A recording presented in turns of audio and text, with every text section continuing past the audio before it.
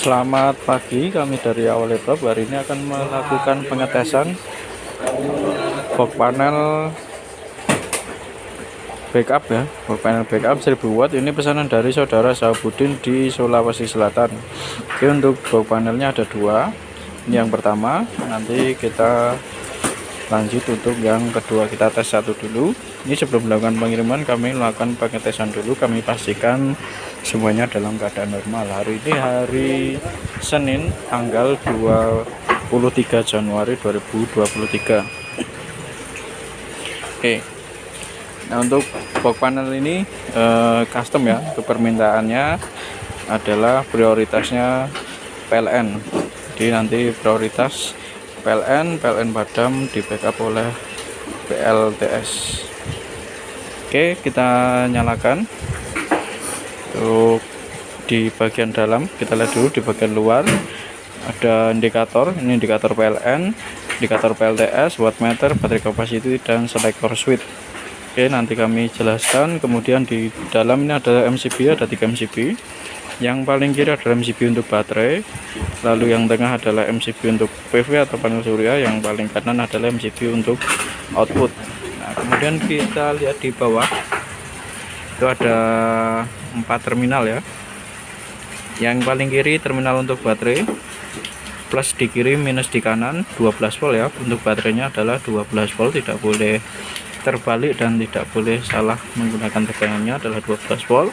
Panel surya juga sama, plus di kiri, negatif atau minus di kanan. Lalu untuk output, maksud saya terminal yang sebelah kanan ada dua. Yang kiri adalah input, yang kanan adalah output. Input ini adalah input dari PLN 220 volt, dan output nanti yang dihubungkan ke beban atau ke instalasi listrik rumah. Oke, kita tes, kita nyalakan. Untuk menyalakan pertama kali adalah MCB baterai. Jadi dari paling kiri ya, MCB baterai, MCB PV, baru MCB output.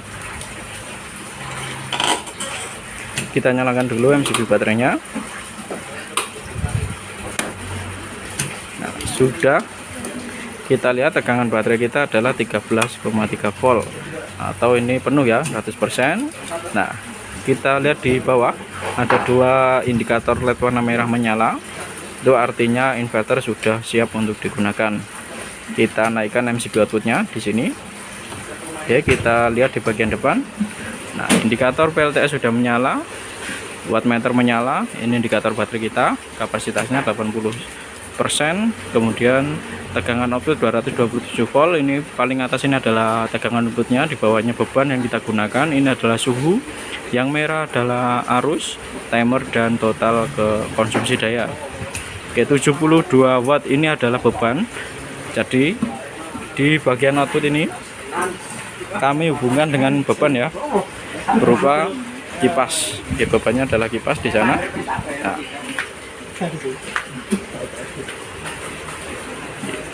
Nah, kemudian untuk selector switch ini ada 3 mode. Yang pertama auto, kemudian PLTS, dan ini PLTS untuk darurat ya. Jadi yang sebelah ini untuk darurat saja, kondisi keadaan darurat. Kemudian yang dua ini yang nanti digunakan. Oke, saat ini kita di switchnya adalah auto. Auto ini nanti prioritasnya adalah PLN. Apabila PLN padam akan di backup otomatis oleh PLTS. Ketika listrik PLN menyala, maka inverter akan dimatikan ya.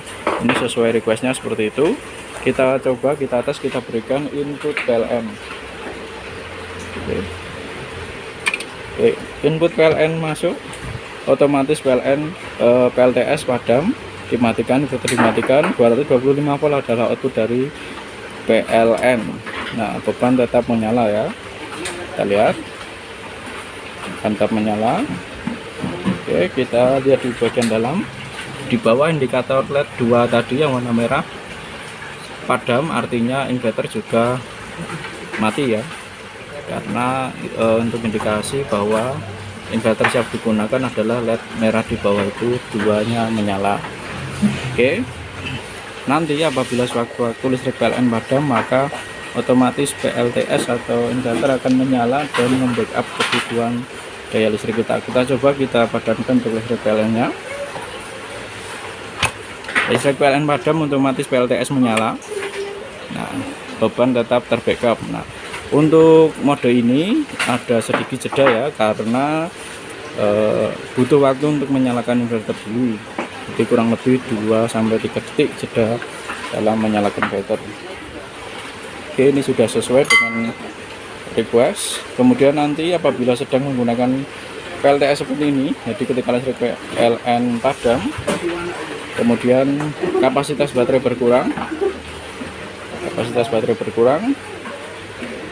di bawah 11,3 volt atau kisaran 30% dari baterai, maka PLTS atau inverter akan dipadamkan.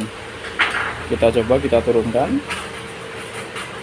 di bawah 11,3 ya.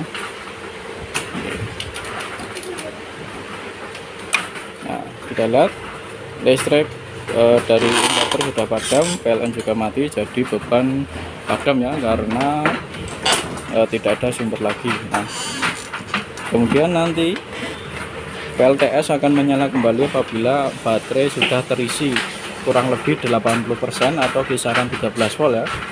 Di atas 80% atau 13 volt baru akan dinyalakan kembali. Kita coba, kita naikkan kapasitas baterainya. Nah, 1, 2 sudah menyala.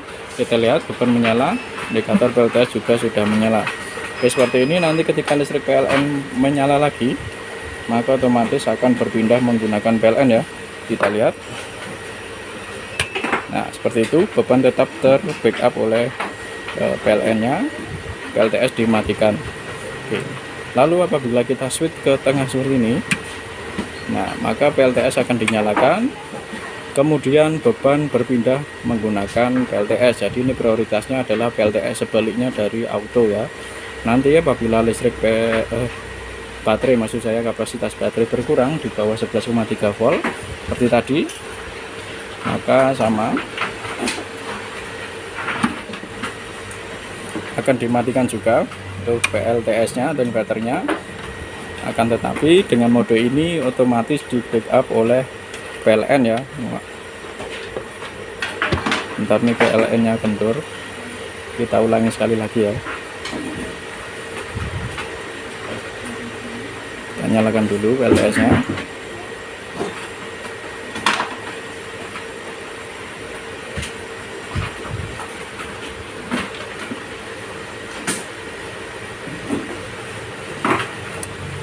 Oke, PLTS sudah menyala ya, PLTS sudah menyala. Nanti PLN juga ada ya, untuk PLN ada. Kita turunkan kapasitas baterainya di bawah 11,3 volt.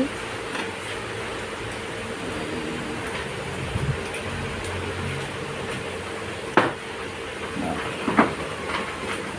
di bawah 11,3 volt maka inverter akan dimatikan dan beban akan tetap di backup oleh PLN ya. Ini kebalikan dari yang auto tadi.